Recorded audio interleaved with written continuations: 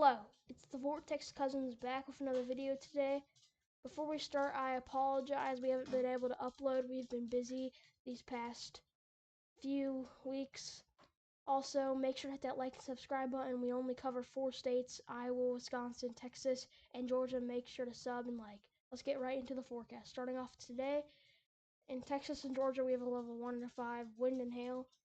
And then Iowa, a level 3 to 5 was issued in northern Iowa. We're going to go more detailed right now for Iowa and Wisconsin. Starting off in northern Iowa, we have a level 3 to 5 main risk. Damaging winds in that hatched area could be up to 80 miles per hour. Large to very large hail, especially in that hatched area, could be up to baseballs. And the tornado risk is also not elevated, but also not low. It's kind of in the middle.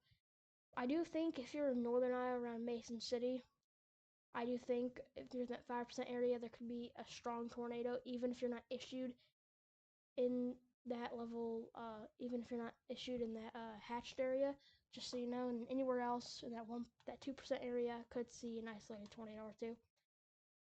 Going over to Wisconsin, we have level 3 to 5 enhanced risk, and then the rest of the state is pretty much in a slight risk. Main risk will be damaging winds up to 80 miles per hour. Again, large hail, could be up to baseballs also. And then tornado risk is also extremely elevated, not extremely, but elevated in central Wisconsin, where there could potentially be a strong tornado. Right now, personally, I don't think there's going to be a strong tornado. I just think it's a possibility, but I don't think there is going to be one. So that just means just keep your eye on radar. I don't think there is going to be one, but I do think there's going to be a couple of tornadoes. And then going into tomorrow, where I do think this has a chance to be a severe weather outbreak, even though we don't have a level 3 to 5 issued. I do think there will be a derecho coming in from South Dakota, coming into northwest Iowa. That could be an outbreak. And so, yeah. Main risk will be damaging winds up to 80, not 80 miles per hour, but I say 70 miles per hour. I'm leaning towards that there could be a wind that picks up to potentially 80 miles per hour. I do think this will definitely be upgraded in northwest Iowa, potentially up to a 30% wind risk. Then we could see winds maybe even higher. I don't know. Depending on what happens, we could see an elevated wind risk, and then large to very large hail to baseballs could be a possibility. Pretty much through central Iowa into western Iowa, there could be hail up to the size of baseballs, and then the tornado risk isn't elevated as much as today, but I wouldn't rule out potentially this being extended a little more east southeast, and there could be a SIG 1, which is a basically the tornado intensity group. There's SIG 1, SIG 2, and I believe SIG 3. So I don't know. We'll have to see what happens. Depends what happens tonight and how fast it clears out. And then going over into Wisconsin, we have a level 2 to 5. Wisconsin, I'm not concerned about. You guys just have ways to receive alerts.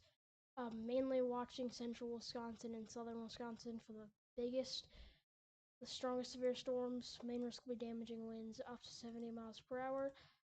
Large hail, mainly in very far south, west Wisconsin, could be hail to the size of golf balls, and then the tornado risk is really low, but there is a sneaky tornado risk in southwest Wisconsin. And then today, Georgia, tomorrow on Thursday, basically same. The risk basically didn't move, but just isolated severe storms. And then Friday, there is a level 1 out of 5. 1 out of 5 covering most of Iowa, and then 2 out of 5 in northwest Iowa.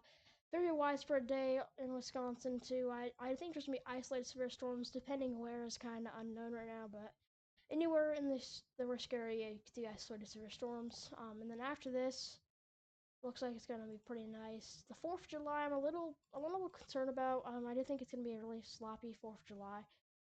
This is the area that I'm watching for the severe weather. I know there's not a risk outline, but I do think this area will be a area where the most severe weather for the 4th of July will be. And that could be impacting the 4th of July hours, so, gotta stay prepared. Let's check the model run for today. The model runs, they are they are they're showing actually some very significant severe weather today, and I'm a little surprised by this model run. We're gonna go to this one. I think this good model run. This is right now. This is by noon. 1, 2, 3 o'clock. 4. This is by 5. This storm near Fort Dodge could produce maybe a strong tornado, and also like here near Carroll too, and up Mason City. Those are the storms that produce tornadoes. But look how quickly. This is by 5, but look how quickly they escalate into like a big cluster. This is by 8. They kind of start clustering together. We had a cell popping up in southwest Iowa. This probably won't be producing much of anything. And then just near Ames, Iowa, there could potentially be not Ames, Iowa, I mean Webster City, there could be a tornado with that. And then as we go into 7, we have more storms starting to pop up. This is by 8.